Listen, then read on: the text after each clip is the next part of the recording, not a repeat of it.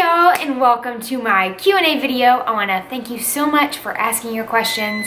In my recent picture, that is my oatmeal calling me. So I'm going to try and answer your questions. I hope this video is helpful. Now, before I dive into these answers, first off, if I do not get to your question, I apologize, and I will try and address it in another video.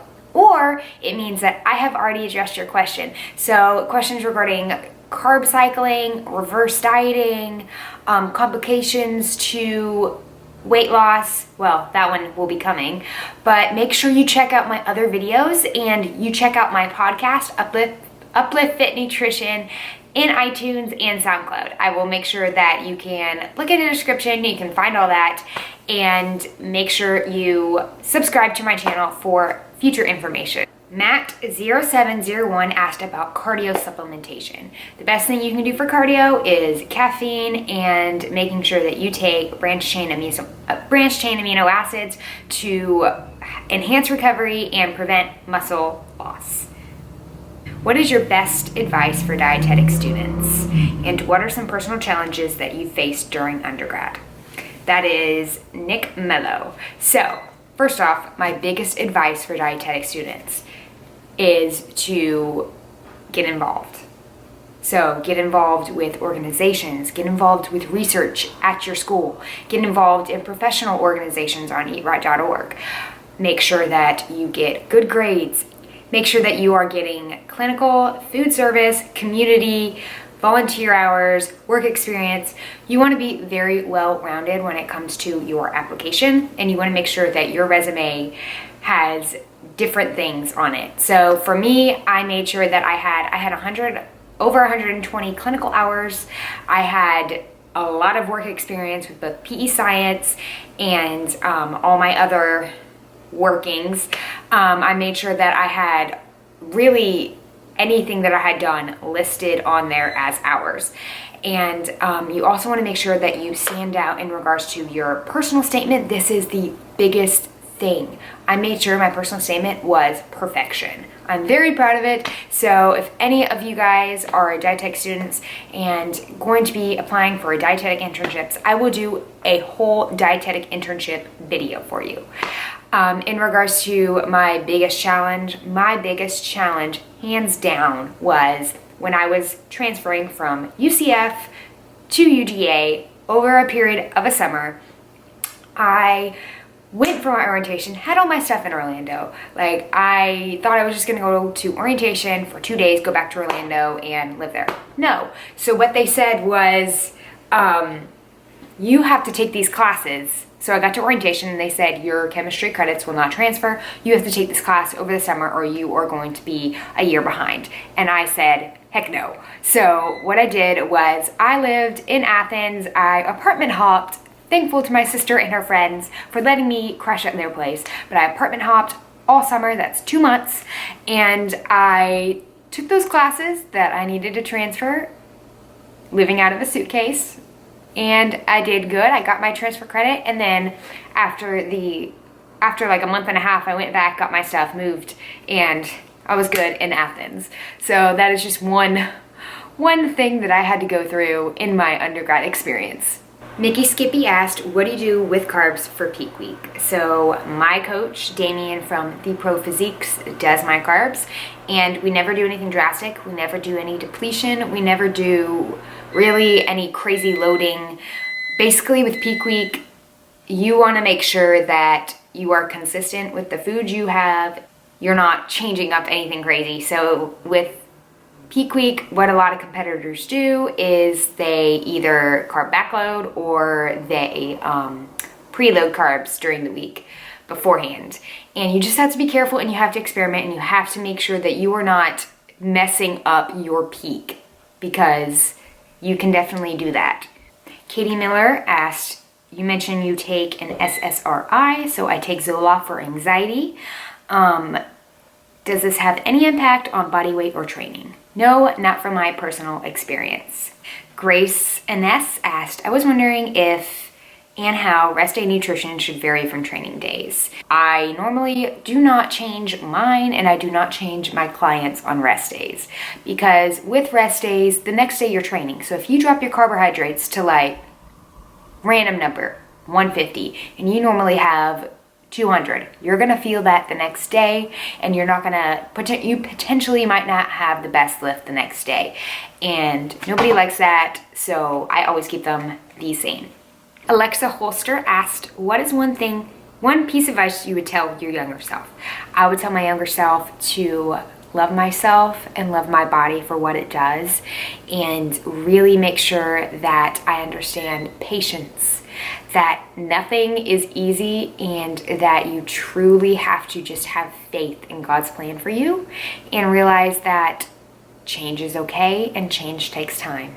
Fit and Dedicated asked, my question is, how does your family feel about how you live this lifestyle? My family is so supportive and amazing, and I'm so thankful and blessed for them. They support me in every single goal that I have gone after, and give me all the support and love that I need. And I'm very thankful for that, because I do know that some people don't have that support. And if you don't have that support, I just want to apologize right now that you don't, and let you know that I am here for you. And if you ever need anybody, I am here for you. So you can always email me and we can get into contact. I'm very thankful for my family and the friends that I have. If I've had friends who haven't supported me, and I've cut them off as friends, because what I feel as a friend should always support you and love you for you. And if they don't, then you shouldn't have to put your energy into them. J07XO_, what multivitamin subs do you take daily? You look absolutely flawless. Thank you. So I take PE Science. I love this product. The dosage is incredible. I have seen so many different supplements on the market, multivitamins that are crap. So I highly appreciate PE Science for putting at this with proper dosage. Danielle Fitness asked, shoulder tips. How long did it take you to grow them? Check out my shoulder videos. I've done several of them. And how long did it take? Well, I have been working out for over 3 years now, so 3 years. Do you use protein powder before or after working out? By Brana Mama, which is a better time. So scientific evidence shows that it does not matter if it's pre-workout or after workout in regards to getting your protein needs. My feelings is, if you are really looking to fully enhance your muscle protein synthesis, you will do it at both times. That's what I do. I make sure I get 25 grams pre and 25 grams post. Stephanie Lease 23 asked, what advice would you give someone who just now is stepping into the fitness world? Workout tips, supplements, how to start diet, and continuously follow a diet plan. My biggest advice is do your research. Make sure that what you are getting into your brain and learning is quality, scientific information that is going to do you good, not do you bad.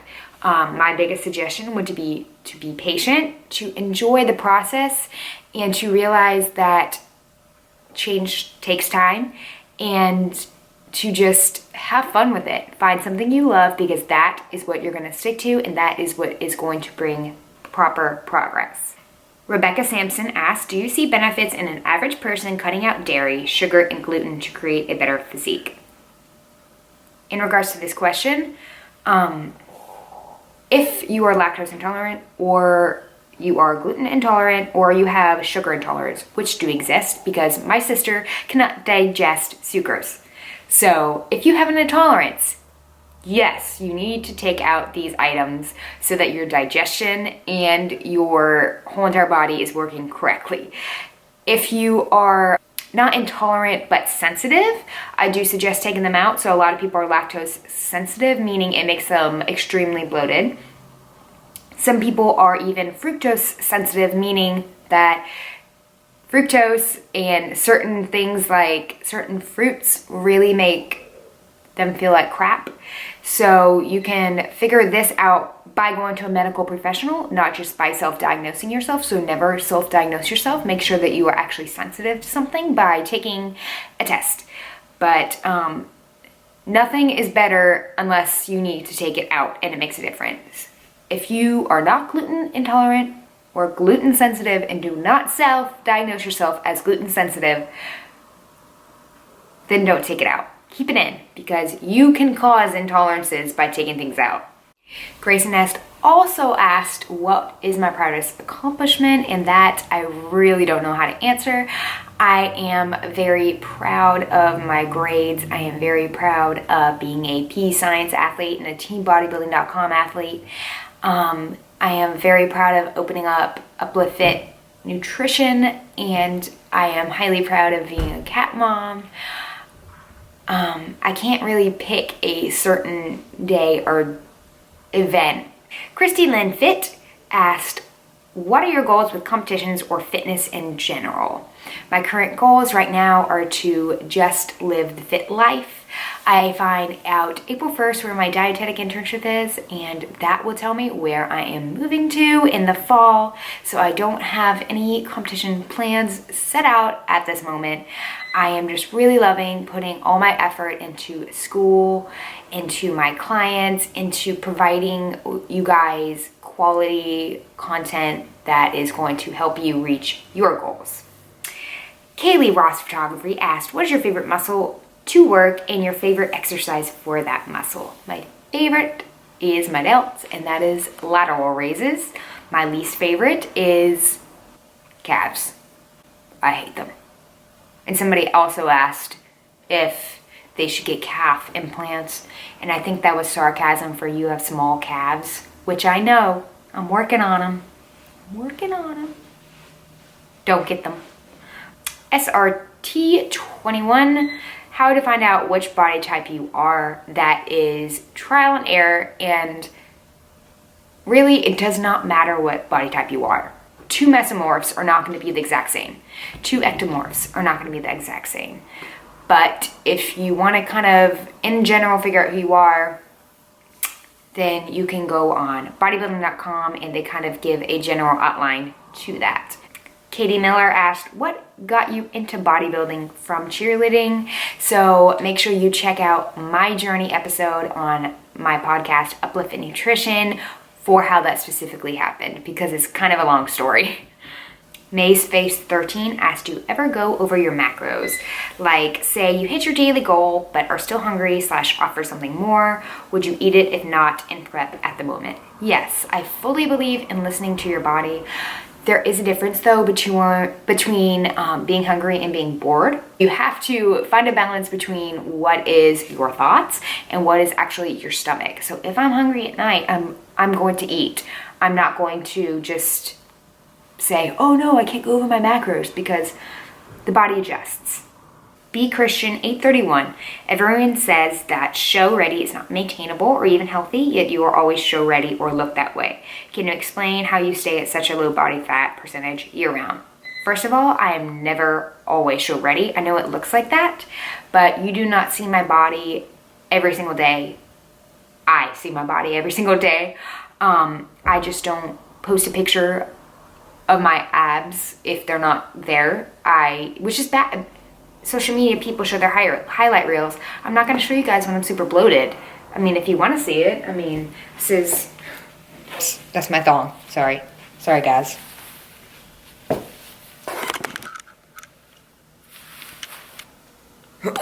Flexing. So yes, I still have abs, but I'm not show ready. You guys have seen what my abs look like on show day. That is to an extreme. So I am genetically gifted to stay leaner in my quote unquote off season, but I live a life season. So I don't believe in gaining 20 to 25 pounds post contest. That is not healthy and that is not necessary.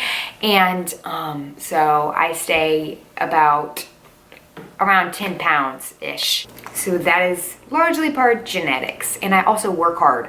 Fit Flexible Foodie asked, do you ever feel uncomfortable having a more dominant upper body than lower body? Yes. Very much so. I am very self-conscious about it, but I try and tell myself that I have an awesome body that God gave me and to love it. And she asks, do you ever train upper body less to let your lower body catch up? No. I embrace it. I love training upper body, so I do it. And honestly, yes, I could train my lower body more than 2 times a week. I could train my upper body less to let that even out.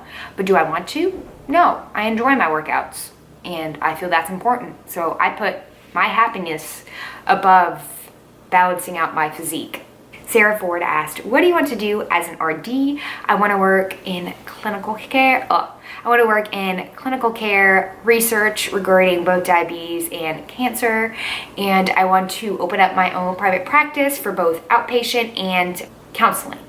So I really want to do everything, but I really, really, really love clinical nutrition. SS Pino asked about hypothyroidism, and I am not qualified to give you proper information on that. Make sure you talk to a medical professional or a registered dietitian. Meredith Lofin, other than fitness, what's your other passion, or what else could you see yourself doing? My passion is nutrition. My passion is helping others. Maddie Eats asked, what is your dream job? It is being a registered dietitian. Melanie K&G asked, if you had to choose between cats and new workout clothes, how many cats would you adopt? The limit does not exist. All the cats. Every single last one of them. J Fitness, what are your thoughts on being vegan and how would you go about transitioning in a safe way? I would talk to a qualified registered dietitian who knows about vegan diets. Vegan can be kind of restrictive. So I would never go vegan. I like my chicken, but I have zero problems with people going vegan. Lauren Winders, what is your favorite type of junk food? Most people would consider a cheat meal. Or what is your most epic cheat meal? I don't believe in cheat meals. I only believe in untracked meals because food should not be considered a cheat. It should be considered fuel. So my favorite type of junk food would probably be anything chocolate because I am a chocolate girl. If you gave me a cookie and it was either chocolate or vanilla, you better bet that I'm gonna choose the chocolate one. So if I could make any cookie in the world, which I have definitely figured this out, so I know this, it would be a double chocolate chunk cookie with pretzels and moose tracks and marshmallows inside of it. Make that. So I just finished filming that for you guys. I hope you liked it and I hope I answered your questions. Thanks for watching, guys. I will see you later. And I couldn't end the video without a little Bella time. Say hi.